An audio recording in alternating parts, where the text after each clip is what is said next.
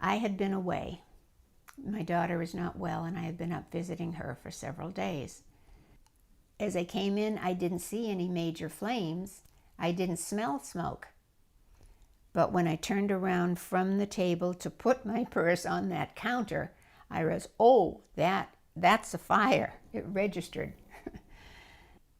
The whole stove top, well, 3/4 of it, and it was glowing, not flaming. You could see that the heat had destroyed the support base. I could see, and that was my fear, that the fire was in the cabinets, and I had no idea how long it would last, or if it would die, or if it would blow up, or so that was the scariest part of the whole thing. But it just burned itself out. Tom appeared and introduced himself as from Rebuildex.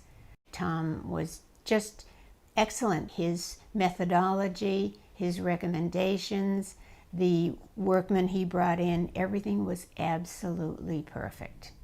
Well done, methodically done, quietly done, and before you knew it, the job was complete. Well, Tom helped me make decisions by just letting me be me. I know what I want, and I don't mind asking for it. All I ask for is keep it light. And that's exactly what I got, to perfection. So the work just went forward. We didn't waste any time or energy or money or anything else. They are the best working crew I have ever experienced. I keep using the word perfection because that's what they are. They never left any stone unturned. They never made a mistake. They never went forward without asking my opinion or did I want to change anything. They're just miracle workers, pleasant at all times. It was a very happy building session.